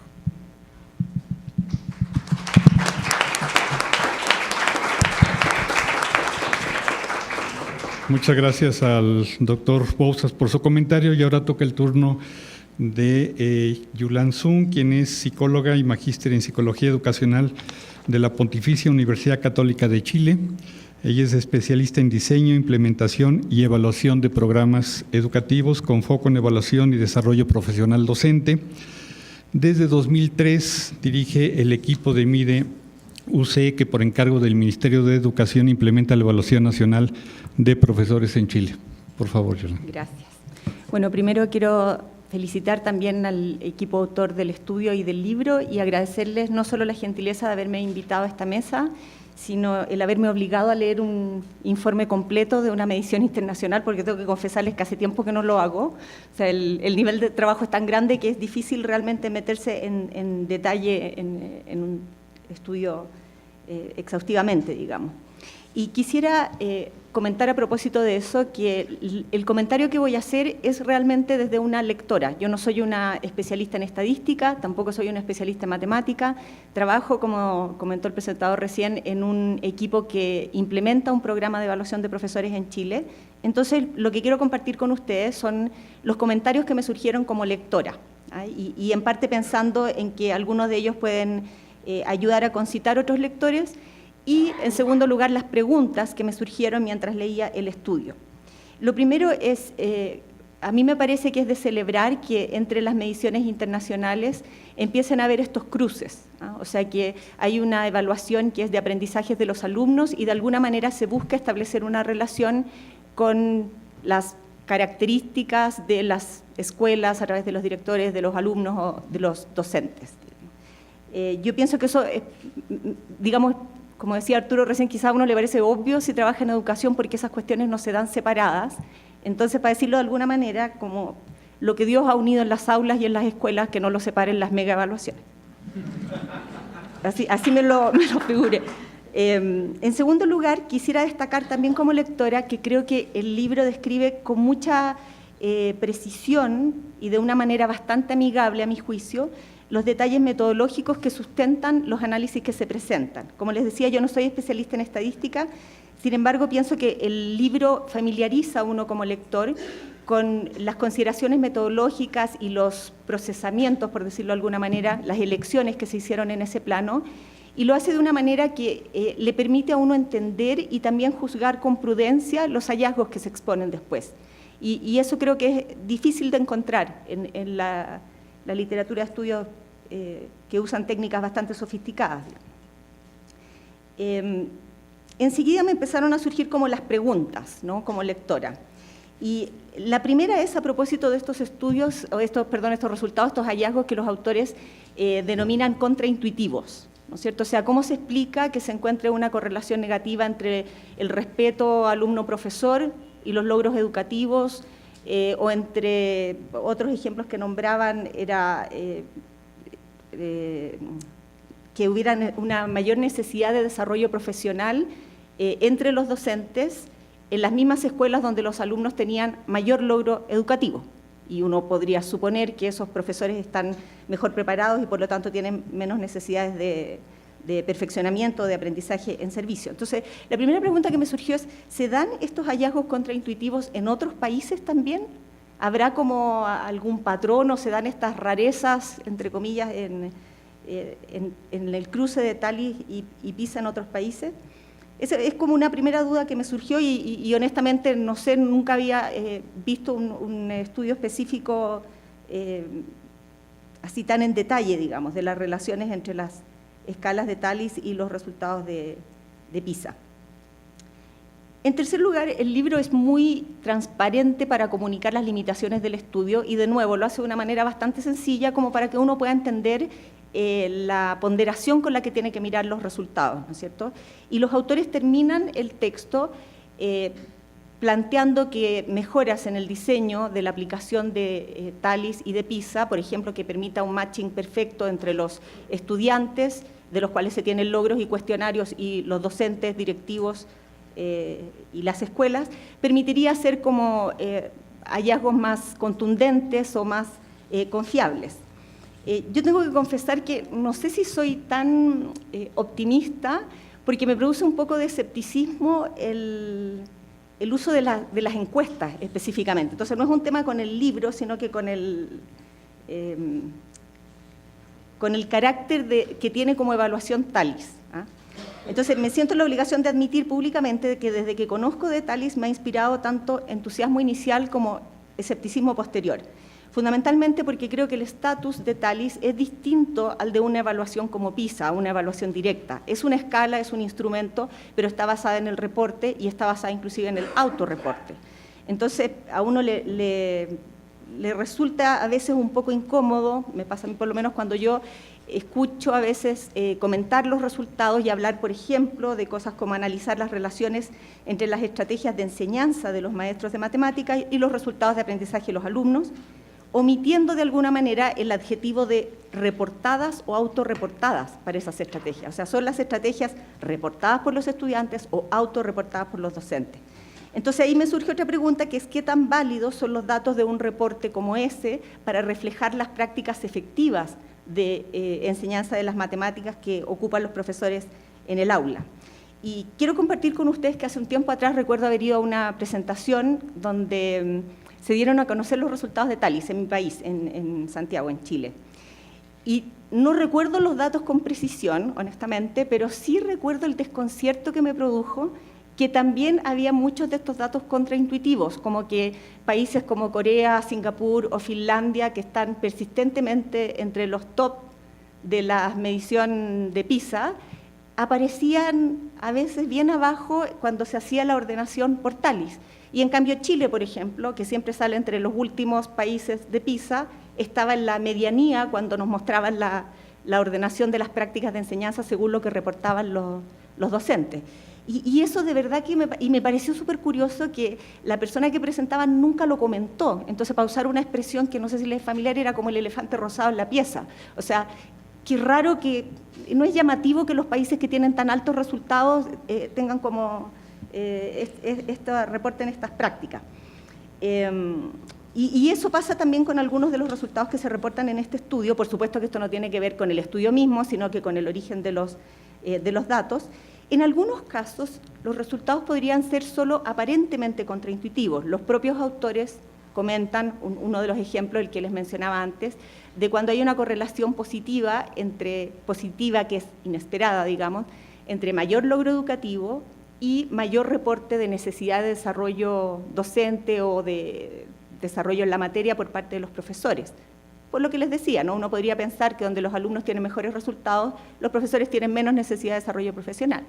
Pero es cierto que a una segunda mirada, tal como plantean los autores, y no es extraño para uno verlo así en la práctica, los muy buenos profesores suelen ser profesores también más críticos de su práctica, más analíticos de su práctica, y que por lo mismo identifican más zonas de desarrollo potencial, están más dispuestos a reconocer que necesitan saber más, porque de alguna manera tienen como una base de seguridad en su desempeño, sus conocimientos actuales. Entonces, hay algunos de los hallazgos contraintuitivos que podrían no serlo tanto si uno empieza a mirar, digamos, metiendo estas otras variables en medio. Pero eso no pasa en todos los casos. Y yo me preguntaba mientras leía el texto si esto no tiene harto que ver con desde otra mirada, pero un poco lo que comentaba Arturo también recién, que son los reactivos. O sea, si uno mira las preguntas, hay algunas de las preguntas que para hacer reporte encierran términos o conceptos que son bien complejos y no son unívocos de interpretar. Por ejemplo, yo anoté acá algunos de los cuestionarios a docentes, como alguno que dice, observo las clases de otros profesores y proporciono retroalimentación, participo en actividades profesionales colaborativas de aprendizaje. Y miré estos reactivos a propósito de que uno de los hallazgos un poco insólitos es que la colaboración profesional se correlaciona negativamente con los resultados de los alumnos. O sea que las escuelas donde los alumnos tienen menos logro en PISA son escuelas donde los profesores declaran colaborar más profesionalmente. Pero si uno miraba estos reactivos, claro, yo me preguntaba, ¿los profesores que marcan lo mismo, están hablando de lo mismo? ¿Hacen lo mismo? Esta expresión que usa, por ejemplo, este reactivo de las actividades profesionales colaborativas, podrían referirse a que los profesores se prestan material entre ellos o a que tienen discusiones pedagógicas, por ejemplo, para diagnosticar un problema de aprendizaje en los alumnos y para ver alguna estrategia didáctica efectiva para abordarlo. Y esas dos cosas son sumamente distintas. En el caso de Chile, desde el año pasado se está incluyendo en la evaluación docente una dimensión de trabajo colaborativo. Y una de las cuestiones que hemos visto es que la mayoría de los profesores interpreta por trabajo colaborativo, algo parecido a la misconception que hay cuando se habla de trabajo colaborativo de los estudiantes, a coordinarse, a facilitarse material, a compartir experiencias, pero no verdaderamente hacer un trabajo donde las personas, por ejemplo, intercambian puntos de vista profesionales, argumentan, contraargumentan, traen evidencia, la miran desde una manera distinta al tener el punto de vista del otro, etcétera, que es lo que yo llamaría verdaderamente trabajo colaborativo. Entonces, ese es un tema que me merece un poco de duda, y entonces me pregunto qué tan confiable es usar estas descripciones, amarradas además como están a estas etiquetas, retroalimentación, la actividad profesional colaborativa, etcétera, cuando su raíz es delgadita, o sea, cuando uno va al reactivo, como que la raíz es como esas plantas que crecen mucho para arriba, pero la raíz es más bien endeble. Y por último, me surgió también la pregunta de si todos los docentes se comportarán de la misma forma al responder estos cuestionarios. Por ejemplo, si uno tuviera ese calce perfecto entre TALIS y PISA, los profesores que son efectivos, medidos por su logro en PISA, responden o se autorreportan sus prácticas, digamos, de la misma manera que los profesores que no son efectivos. Entonces, tiendo a pensar que habría diferencias, y si las hubiera, en los resultados, dado que los resultados toman muestras representativas de los países, y sabemos o debemos sospechar por los resultados en PISA que Chile no tiene la misma proporción de profesores efectivos que tiene Finlandia, que tiene Corea o que tiene Singapur. Entonces, al mirar los patrones completos sin este criterio, me da la impresión también de que nos queda oculta una parte muy importante para la interpretación, digamos. O sea, voy a decir algo bien así imprudente a lo mejor, pero a propósito del ejemplo que poníamos de la percepción de necesidades de desarrollo profesional, si efectivamente los profesores que son más efectivos, entre comillas, mejores profesores, son más capaces de identificar debilidades en sus prácticas o áreas de oportunidad en sus prácticas, claro, entonces a lo mejor como en Finlandia hay mucho más de esos, entonces cuando uno mira el resultado de Finlandia se ve muy distinto a lo mejor al de México o al de Chile. Pero si uno fuera en México o Chile a mirar a los profesores que son altamente efectivos, ¿se verían igual de distintos? No sé si me explico, porque yo hablo en chileno, a mi castellano es regular, la verdad. Bueno, este era como un tema que también me intriga, y quisiera terminar ya a propósito de esto, que algo que me pasó como lectora y lo valoro mucho es que siento que el estudio está planteado de una manera que le ilumina a uno estas preguntas. Yo creo que antes no me había como surgido como estas interrogantes o estas hipótesis habiendo sabido de los resultados, por ejemplo, de TALIS, y eso lo encuentro sumamente valioso.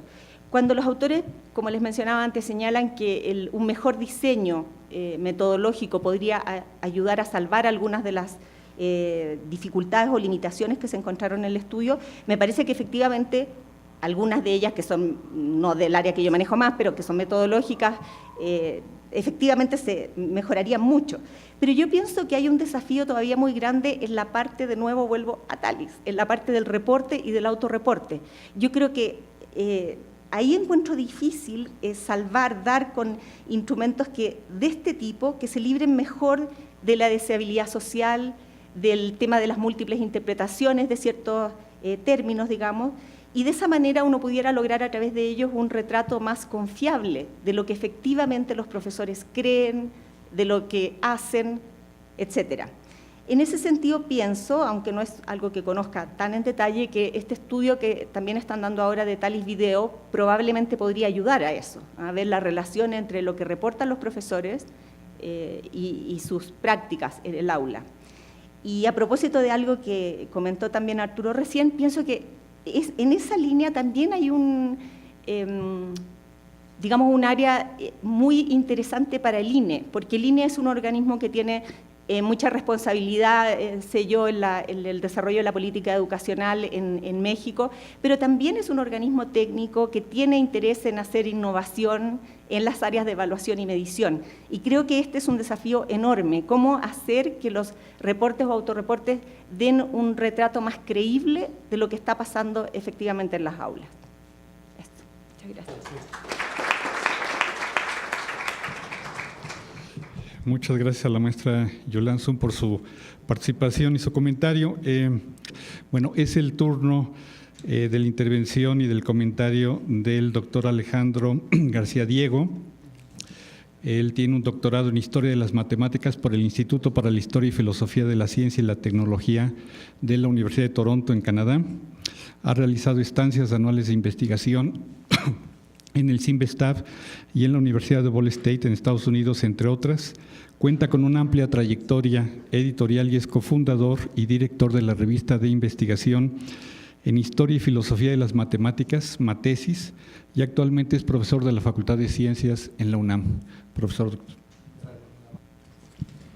Para comenzar, quisiera yo decir que, igual que la maestra Zun, yo tengo una muy mala impresión de lo que son las encuestas en general. Conozco a 2 dueños de empresas que a eso se dedican y platicando con ellos siempre me ha quedado la duda de la objetividad de los estudios, etcétera, etcétera. Pero honestamente me sorprendió muchísimo el estudio que he leído. En un principio decía yo, pero ¿cómo van a ser capaces de medir esta cantidad infinita de variables que tienen? Y sin embargo, algunos de los resultados son muy concretos. Uno de los problemas de carácter metodológico que yo veo nacen no con el proyecto de ellos ni con la propuesta que ellos están haciendo, sino incluso desde el origen mismo del proyecto TALIS. Y yo quería mostrarles a ustedes la transparencia de la conferencia de Ramsés, donde nos decía cuál es el objetivo de esta encuesta que hace TALIS. Y miren si aquí nos las van a mostrar, ¿no? Bueno, en lo que encontramos la transparencia, a ver si aquí ya aparece. Dice, ahí, dice, propósitos, conocer las opiniones, percepciones y creencias de los docentes y directores. Miren, me van a perdonar la expresión, pero me vale madres creer en las opiniones, percepciones y creencias. De acuerdo con Platón, ese es el nivel más bajo de conocimiento que tiene el ser humano. A mí me interesa saber lo que saben ellos. Por ejemplo, cuando miden si tienen buena internet en sus escuelas, uno puede que esté en el cerro de Texcoco, o, bueno, no es cerro, ¿verdad? En el lago de Texcoco podría decir que tiene muy buenas instalaciones, y para alguien que trabaja en el Distrito Federal, comparativamente hablando, diría, esas instalaciones que tienen internet son fatales. ¿Cómo lo podemos medir de manera objetiva? Pues el internet se mide. Sabemos que con cuánta capacidad nos llega el internet a nuestra casa, lo mismo podemos, y no depender de la opinión o percepción de un director o de un maestro. ¿Qué va a decir el director de la escuela? Que su liderazgo es innegable. No, lo que tenemos que hacer es hablar con los maestros, ¿verdad?, y buscar una manera como podamos medir el liderazgo de ese director. Entonces yo creo que uno de los problemas más graves es de origen con los mismos datos que nos proporciona la organización TALIS, porque a mí no me interesa conocer ni la opinión, ni la percepción, ni la creencia. El maestro Arturo mencionaba, por ejemplo, algo tan subjetivo como es medir lo que es un buen jugador de fútbol americano. Los norteamericanos lo tienen muy bien solucionado, lo cuantifican, miden con pruebas físicas, ¿verdad?, lo que el señor tiene que hacer al correr 100 metros planos, al driblar X número de barreras que se le ponen enfrente, qué tanto salta de longitud, además del talento que posee para practicar ese deporte. Pero ellos lo tienen todo cuantificado. Increíblemente, es aún hasta en la práctica de la Feria Brava de los toros, ¿no? Ustedes asisten a una hacienda, ¿verdad? El hacendado realiza tientas de sus vaquillas, donde lo que está haciendo es cuantificar cuántas veces va la vaquilla sobre su mano derecha, cuántas veces va sobre su mano izquierda.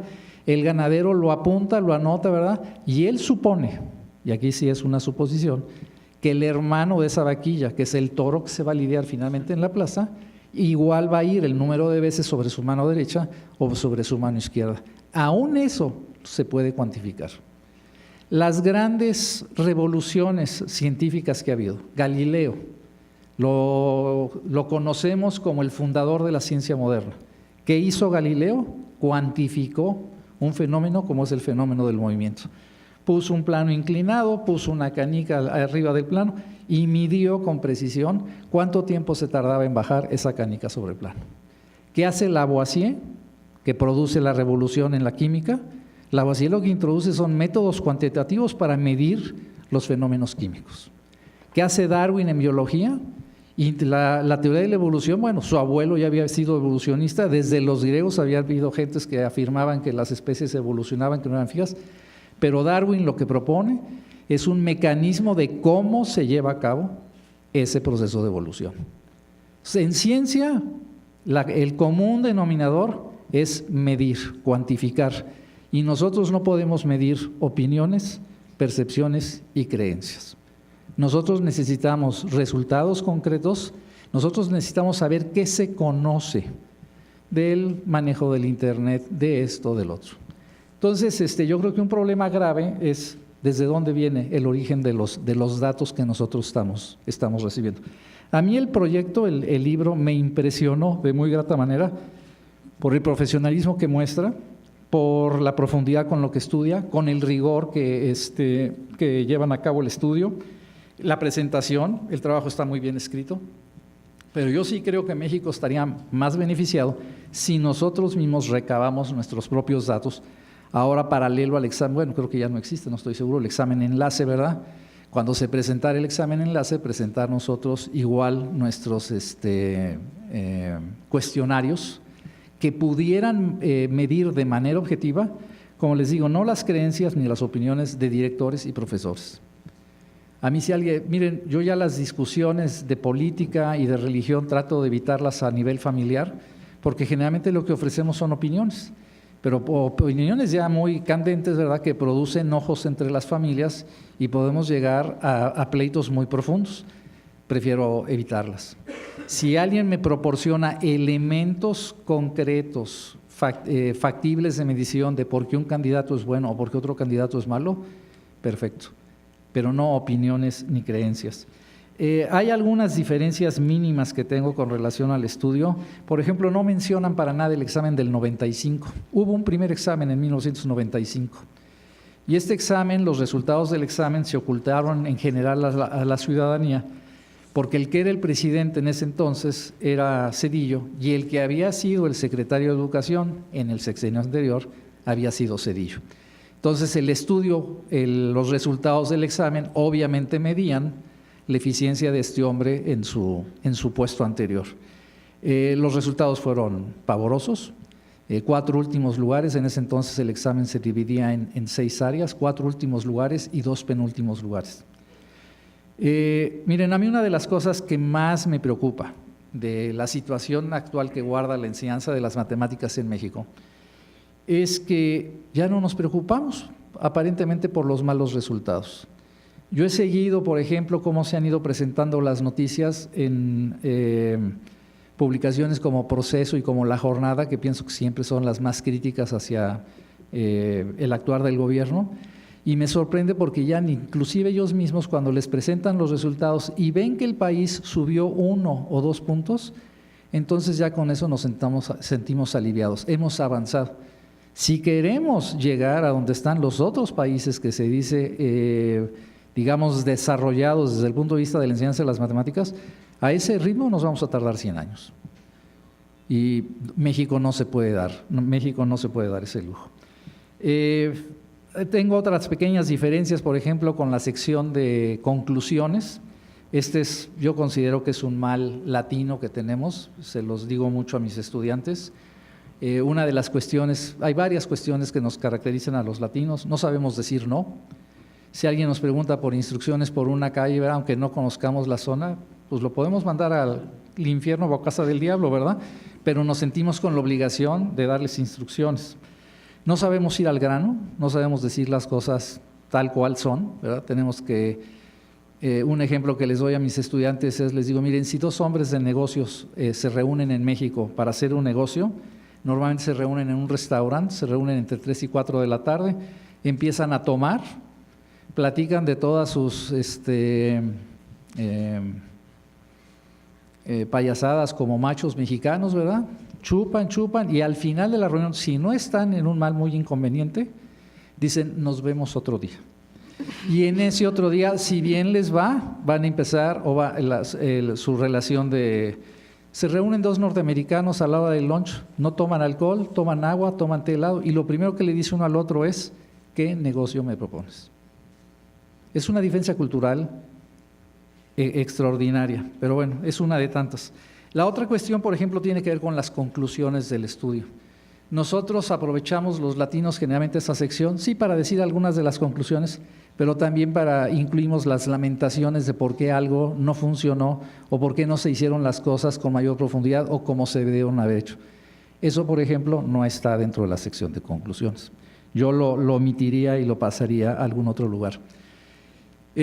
Tengo también diferencias con relación, por ejemplo, cómo se mide la ansiedad.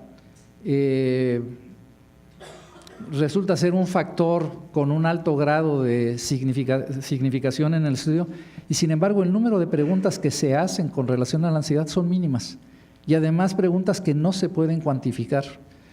Yo estudié matemáticas y les puedo decir, la mayoría de mis estudiantes están estudiando matemáticas para ser matemáticos y sufren de ansiedad. En las materias obligatorias que ellos saben que tienen que aprobar, les cuesta un trabajo mucho más espantoso que las materias que no necesariamente tienen que aprobar. Y si hablamos con ellos, ellos sufren de ansiedad.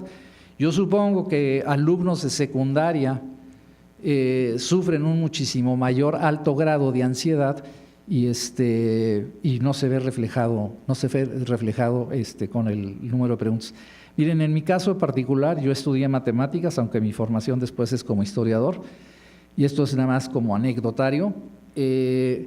Ya casado yo y ya de regreso de Canadá después de haber estudiado, un día me dice mi mamá, ¿a ti no te gustaban las matemáticas? Yo digo, ah caray, ¿y cómo lo sabes? Me dice, porque cuando yo entraba a la recámara de los hombres, los 4 hombres dormíamos en la misma recámara, dice, a recoger cualquier cosa, tú hablabas dormido y lo único que decías, me van a perdonar la expresión, es, ¿qué pinches son mis materias? O sea, yo que estoy estudiando para convertirme en maestro de matemáticas, yo mismo sufro de ansiedad. Yo supongo que la ansiedad que sufren los estudiantes con los resultados que tenemos de Enlace y de PISA debe ser estratosférica, pero estas preguntas no lo reflejan. Otra cuestión que me pareció muy engañosa en el estudio es lo relacionado con la cultura matemática que adquieren los estudiantes. No lo que tienen que estudiar en clase, sino lo que ellos leen por fuera de clase. Yo tengo la gran fortuna de darles clases a estudiantes de matemáticas que ya están a punto de terminar sus créditos de licenciatura. Normalmente son los estudiantes más maduros. Puedo tener estudiantes de 21 años y puedo tener estudiantes de 45 años. Pero el caso es que cuando les hago la pregunta, ¿qué han leído de literatura matemática? Y me refiero, por ejemplo, a libros de divulgación, que ahora tenemos la fortuna de que existen autores muy prolíficos, como es el caso de Jon Stewart, un inglés, o el caso de Adrián Paenza, un argentino, y hay muchos otros más que escriben libros de divulgación, y mis estudiantes no han leído ninguno. Les pregunto por Alicia en el País de las Maravillas, y es común que me digan que no lo han leído. Les pregunto por El Principito, y es común que no lo hayan leído. Y entonces me sorprende que haya preguntas a las que los alumnos de secundaria esencialmente, porque son muchachitos de 15 años, que respondan positivamente. Pues es obvio que nos están engañando, que esa información que nos están transmitiendo es falsa. Si los alumnos que estudian matemáticas y ya están en una facultad de matemáticas no leen matemáticas, pues con menor razón los estudiantes que están apenas en secundaria. Bueno, ahí le voy a parar para que si hay oportunidad de que el público haga preguntas, las haga. Gracias.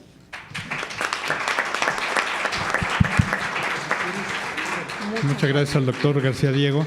Bueno, como les anticipaba, estamos ya un poco colgados de tiempo, pero han llegado a la mesa unas preguntas. Entonces, yo le pedía al doctor Bakov si quiere atenderlas. Sí, bueno, yo tengo una, pero quisiera yo hacer una intervención después de oírlos a los 3 comentaristas.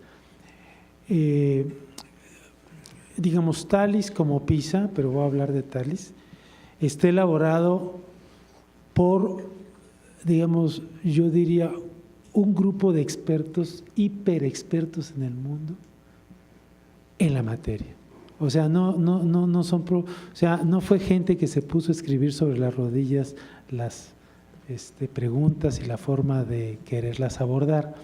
Gente muy especialista, o sea, especialistas en motivación, especialistas en enseñanza de las ciencias, en enseñanza de las matemáticas, psicólogos experimentales. O sea, ustedes pueden revisar y meterse quién es el grupo de expertos que son de Estados Unidos, Alemania, Canadá, Australia. Es decir, es la crema innata del mundo los que hicieron este estudio, a pesar de que tengan los problemas con los cuales comparten muchos, ¿no? El problema es que es muy difícil de abordar con los instrumentos que tenemos en este momento, las preguntas que se están diciendo o que se están queriendo, que quieren responder, ¿no? ¿Qué es un buen maestro? Digamos, es una pregunta así dificilísima. ¿Y qué es un buen maestro en matemáticas para enseñar un tema en particular y no otro? ¿Y qué prácticas específicas? Digamos, es una gran temática. Usualmente, digamos, se tardan como 3 años en hacer un instrumento de esta naturaleza, lo prueban, lo aplican, lo comparan, hacen todas las relaciones posibles y al final les queda esto que, digamos, que ustedes conocen y que nosotros quisimos dar a conocer en algún aspecto que mencionó Arturo, que los títulos de las escalas o de las variables a veces no corresponden con la forma en cómo se pregunta. Entonces, por eso es que les incluimos las preguntas, para que, digamos, tengan ustedes las herramientas y la información suficiente como para decir, pues esta no me gusta, ¿no? Difiero bastante de Alejandro en términos de que no es importante las percepciones o las creencias. Son muy importantes porque, digamos, la psicología tiene muy bien documentado pues que el comportamiento de uno depende de ellas. Entonces, si tú quieres saber cómo la gente se va a comportar a la hora de votar, pues un estudio de creencias o de actitudes fácilmente puedes relacionar o correlacionar altamente con la forma en cómo van a votar finalmente, ¿no? Y lo mismo pasa con los profesores. Si los profesores creen que si el estudiante repite 1000 veces algo es la mejor manera en que aprenden, pues es lo que va a hacer. No tienes que irlo a ver, claro que irlo a ver, pues tienes un dato más objetivo que solamente preguntarles, pero es una forma de inferir qué es lo que van a hacer los profesores en clase. Digamos, yo no digamos, defiendo a capa y espada, por supuesto, los instrumentos, pero lo que sí les quiero decir, porque yo he estado atrás de ellos, es que hay una materia gris trabajando 3 años en esto y que los expertos finalmente se ponen de acuerdo y que hacen esto y que seguramente en 3 años van a hacer algo mejor y en otros 3 años mejor, ¿no? Pero estas son las limitaciones de los estudios tipo encuesta. No hay otra forma. En este momento, la otra forma sería hacer observaciones en aula, que también tienen sus asegúnes, dependiendo cómo observes, para saber qué es lo que hacen los profesores. Pero con ello te acercas a algo. Igual, yo comparto con Arturo que lo ideal es tener modelos y que es probar modelos. Pero si ustedes se fijan, el estudio se llama un estudio exploratorio, precisamente porque no tenemos el modelo que podemos nosotros aprobar. Con todo esto, yo nada más respondo una pregunta y les dejo a lo mejor a mis compañeros que hagan una reflexión final, porque entiendo que ya estamos fuera de tiempo, pero dice, ¿se ha pensado en encontrar correlaciones entre los resultados de las evaluaciones del desempeño del servicio profesional docente, es decir, del desempeño de los docentes contra TALIS, contra PISA? La verdad es que no. A lo mejor alguien lo ha pensado, yo no lo había pensado.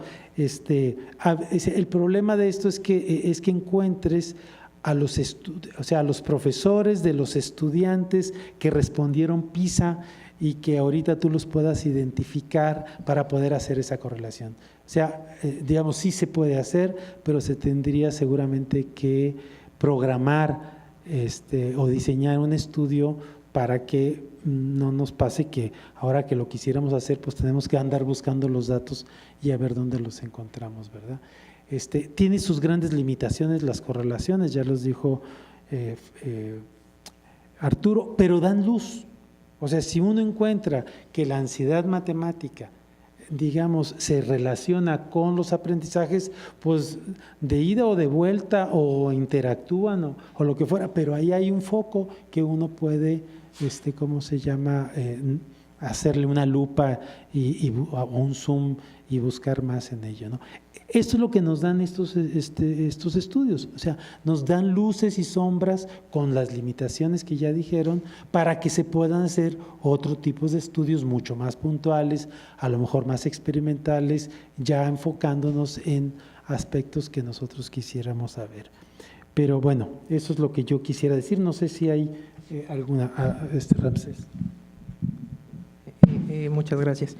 Sí, yo aquí tengo una pregunta acerca de, literal, ¿habrá una reestructuración del estudio o una ampliación a partir de los comentarios del día de hoy? Pues justamente es convergente con lo que Eduardo está comentando en este instante, ¿no? O sea, este momento que nos vislumbra un poco más de claridad del futuro hacia dónde enfocarnos, pues podríamos inicialmente considerar, por ejemplo, la propuesta de Arturo de probar otros modelos un poquito ya más específicos y más dirigidos sobre cómo relacionar este tipo de variables.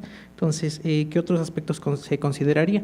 Bueno, en términos metodológicos, ahorita me es grato compartirles que ya estamos en pláticas, estamos en comunicación con un líder del área, que es el doctor Gary King de la Universidad de Harvard, sobre viñetas de anclaje. Entonces, tenemos ya ahí una primer saque, una colaboración que le gustaría incidir en capacitar justo a este instituto sobre esta metodología. Básicamente, la metodología de viñetas de anclaje permite eliminar un poco o matizar el sesgo que hay hacia las preguntas que evalúan pues preferencias, actitudes y demás. Entonces, creo que le vendría muy bien al instituto poder tener esta metodología, adoptarla y justamente aplicarla en instrumentos que día con día pues se utilizan para evaluar el sistema educativo nacional. Un caso de ellos, por ejemplo, es Planea o en el servicio profesional docente. Entonces,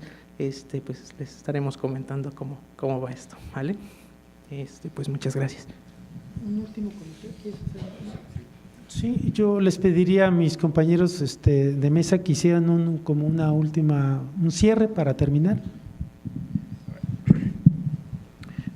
El mensaje con el que yo me quedaría es el mensaje que señaló Alejandro, ¿sí? Si no tengo cuantificado, no tengo datos, muy difícil. Acerca del papel del profesor, cómo vamos a medir su actividad. Normalmente se hace, en mi opinión, al revés. Yo tengo una idea de lo que es ser un buen profesor y parto de la idea que tengo de que es un buen profesor para ver si eso tiene una implicación y entonces le dedico todo el esfuerzo a evaluar eso. Tal y se hace, es un poco esa estrategia, es la lógica. Si es los dueños de los equipos de fútbol quebrarían si llegaran a esa lógica. Ellos empiezan exactamente al revés. Dicen, ¿cuáles son los jugadores exitosos? ¿Qué características tienen? Hacen un análisis muy detallado de las características que hacen que un jugador permita que el equipo gane. Y a partir de ese análisis, o sea, van del final hacia atrás. ¿Qué querría decir eso? Que lo que debemos de medir es aquello, por eso es que tenemos que empezar con el logro educativo. Tenemos que medir qué profesores están asociados con los que tienen mayor logro para tratar de analizar cuáles son las características de los profesores que están asociadas con ese mayor logro y podemos después hacer esa medición. Yo diría que ese es el mensaje. El otro es, tomemos los datos que ya existen. Yo no haría nunca un cuestionario preguntando sobre ¿qué piensa usted del Internet? ¿Tiene usted un buen Internet o no? Porque hay datos objetivos con los que yo puedo trabajar. Entonces, en general, yo podría reducir el tamaño de muchos de los cuestionarios si tomo los datos que existen en ese caso. Y la otra es que evidentemente, aunque es importante las percepciones, las actitudes de los profesores, sí valdría la pena buscar alguna forma que nos podamos acercar a qué es lo que el profesor hace que tiene que ver con aquello que es importante. Termino con un ejemplo. Si yo pienso que ciertas actividades, fíjense, ciertas cosas que el estudiante hace son las que hacen que tengan mayor éxito, ¿sí? No es lo que el profesor hace, es lo que el estudiante hace. Y al final de cuentas, quien aprende es el estudiante. Si yo sé qué es qué hace el estudiante que le permite tener éxito, entonces la forma que tengo yo de evaluar qué es el profesor exitoso es aquel que incide en esas variables que son las importantes para que el estudiante tenga éxito, no en las variables que yo pienso que hacen que un profesor sea un buen profesor en abstracto, de acuerdo a mi teoría particular, ideológica, psicológica, la que ustedes quieran. Pero, y tiene toda la razón Eduardo, el estudio hay que verlo en términos de un estudio exploratorio en el sentido de que nos abre un mundo de oportunidades, de cuáles son las preguntas que nos podemos hacer, cuáles son algunas dificultades que enfrentamos para hacerlas. Y yo sí le tomaría la palabra, Alejandro, yo creo que el INE lo puede hacer, de seguir con los estudios. Pues están los datos, no veo por qué usarlos, no usarlos, lo de PISA y lo de TALIS, pero usar los propios datos que nosotros podamos generar, porque podemos irnos a preguntas específicas que quizás los expertos en TALIS no lo han pensado, pero también hay talento en este país y podríamos tener conclusiones un poquito más firmes de las que vamos a lograr en este momento. Pero yo los felicito. Sí, bueno, yo nada más subrayar que el estudio cambió mi percepción en cuanto a este tipo de estudios. Honestamente, yo no había visto algo que pudiera ser tan profesional, tan bien escrito, pero hay resultados que a mí, por ejemplo, pues es como si una patada a la espinilla. Miren, un ejemplo. Se habla de los métodos que utiliza un maestro en México para enseñar matemáticas, y si no me acuerdo, eran 2 los métodos que favorecen, los 3. Bueno, mi experiencia de la Facultad de Ciencias es que todos los maestros enseñan igual. Usan exactamente la misma metodología. Todos enseñan pésimo, digo, honestamente.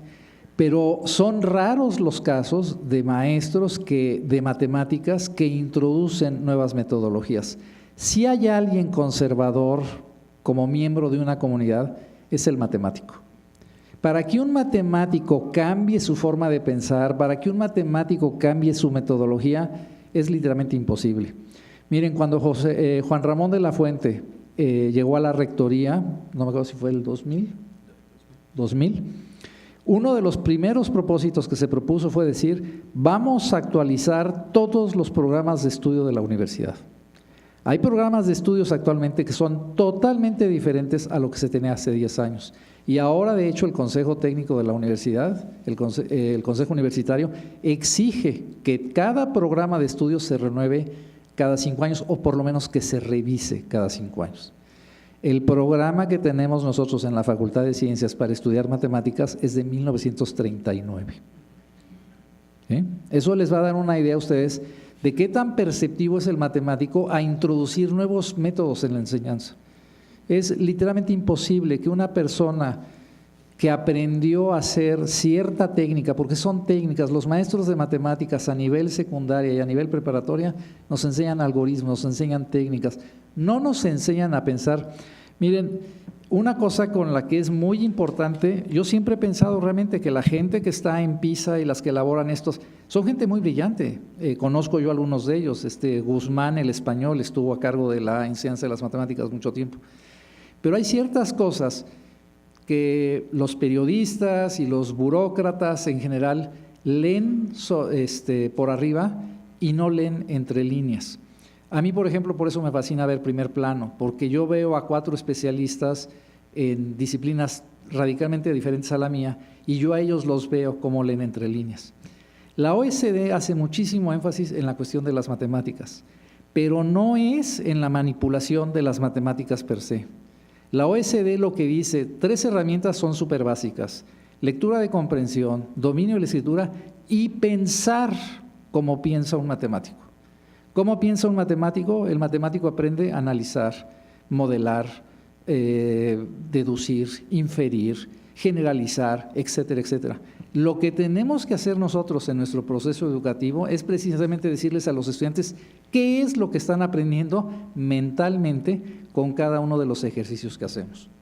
Por ejemplo, álgebra de segundo grado.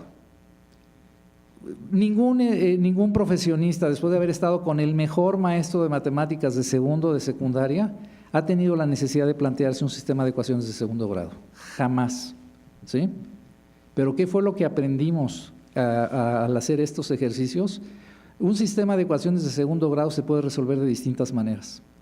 Y lo que aprendemos es a buscar la óptima, ¿sí?, y encontrar la mejor solución. En la vida real, lo que dice la OSD es: todos vamos a enfrentar problemas y el álgebra nos enseñó de manera subliminal a resolver el problema buscando la óptima solución.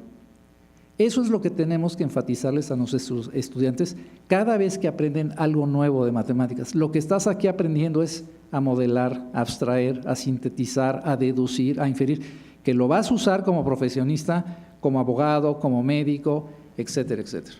Eso es el mensaje explícito que tenemos que hacerles a nuestros maestros de matemáticas, porque la mayoría lo desconoce, y a nuestros alumnos de matemáticas. Bueno, gracias. Pues muchas gracias, gracias al doctor García Diego. Con esto concluimos el evento de presentación del cuaderno número 46. Muchas gracias a los miembros del Presidium.